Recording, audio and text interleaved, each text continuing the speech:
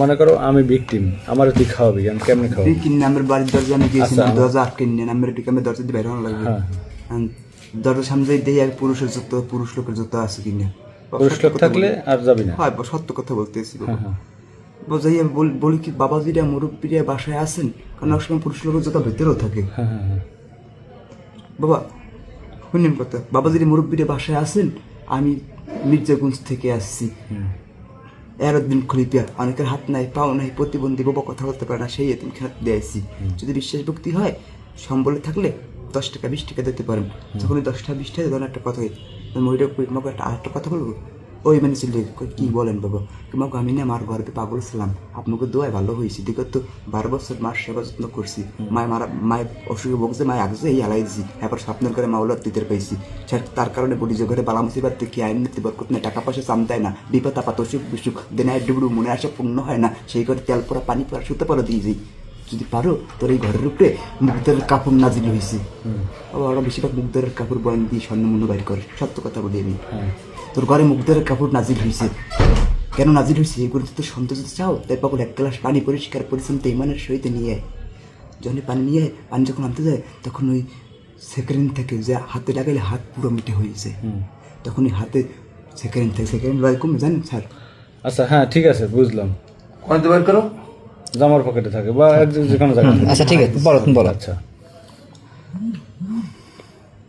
মোর কইতে দিন, ওই যে পানি পানি আছে, পানি আনতে পানি পারো, মানে কত কইতে দেবেন, কত কইবেন কথা কোন জানি কইলাম, ওই যে পানি আনতে বলছে ইমানের সাথে। হ্যাঁ পানি এনে দিছে, মগু তো এখানে বস, কয়তো আমি তো বন স্যার, আমি তো চেহারে বসি না, আমি নামাজের বসায় বসি না, তাই নামাজগুলো নামাই গে মানে একই আস্তে আস্তে মনের ভিতরে ঢুকতে চাই, নামাজগুলো বসছি দে পানিটাতে, এখানে বস।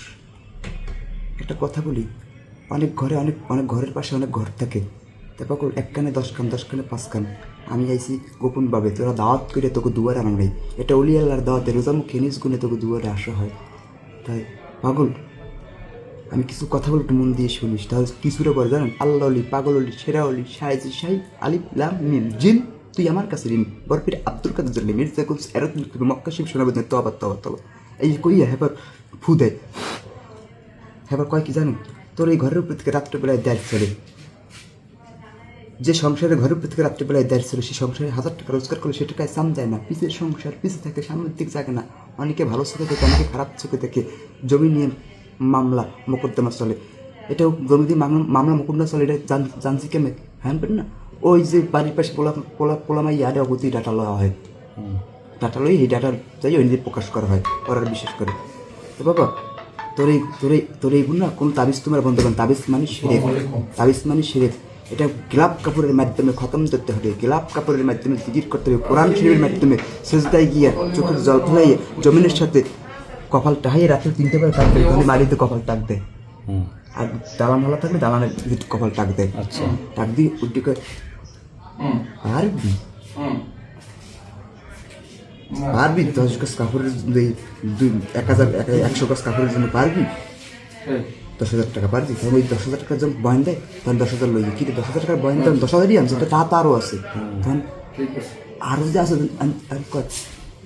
10,000 নিয়েছে নিয়ে কয় এই যে টাকা 10,000 আমাকে দিয়েছে, মুক্তির কাপড়ের জন্য তো দাবি আছে, কোনো প্রায় না দাবি নেই, একটা কথা বলি মাগো, তুই 10,000 টাকা যে আনছো, বা ওই টাকার লোক তো টাকা আরও আছে, তোর কাছে 10,000 টাকা তুই লই গিয়েছো, বাবা টাকার লোকে টাকা আরও আছে, আমি আরও সম্বলে পানি ভিতরে দেখতে টাকা আরও আছে, বাবা তোর কপাল তো ছুটির দিন আসছে, পারবি তোর হইনে যে টাকা আছে টাকা নিয়ে আসবি, আমি ওই টাকায় একটু সুমা দেবো, আর ওই টাকায় যদি 50 কোটি 1 কোটি টাকা হয়, তা বাড়ির দরজায় একটা মসজিদ করবি, আর মসজিদের পাশে একটা ইতিমখানা করবি, আর 200 ইতিম খাওয়াবি, গরিব দুঃখীকে সাহায্য করবি, পারবি?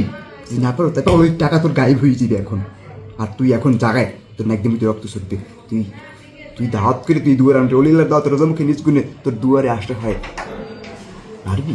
হায় বাবা লইয়ে এই লইয়েছে হাই না আমি টাহাটা কেমন। আচ্ছা যাই হোক, এটা কাহিনী শুনলাম, আজকের কি ঘটনা, কেমন ঢুকছিলি?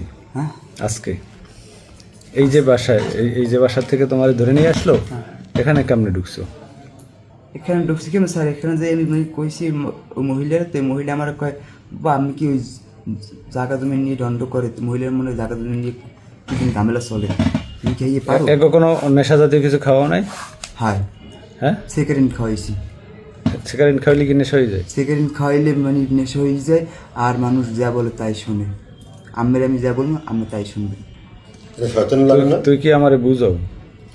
বাবা মোর পকেটে দানা আছে, যে পাঞ্জাবিটা হারাই দিয়েছে ওই জায়গায় পাঞ্জাবিটা এখন পড়ে। সেকারিন খাইলে নেশা হয়ে যায়, তুই আমার বুঝাও। তুই সচেতন লাগে এগো কি খাওয়াইছো? বাবা ওই এটা তো যে ঘুমাই মিডে বসে। পানি খাওয়াইছি, কিছু খাওয়াইনি। মিডে পানি খাওয়া, সেকেন্ড পানি বেশিটা ঘুনোরে খাওয়াইলে ঘুমাই যায়। এই ঘরে ঢুকছিলি কয়জন? আমি একা ঢুকছি স্যার, আর কেউ না। ঢুকছি একা, বাইরে একাটা হালো যে যাওয়া ধরছে, আর পোলায় আমার ধরছে, এই ঘরের ছেলে ধরছে। নেশা খাওয়া নাই? না, সেকারিনের পানি তাহারা খাওয়াইছি, ঘুমাইছিল কার সব? সেকারিনের পানি খাওয়াইছি আর মাটি খাওয়াইছি। হ্যাঁ মাটির লাগে সেকারিন মিলেই এবার খাওয়াই দিছি। আরে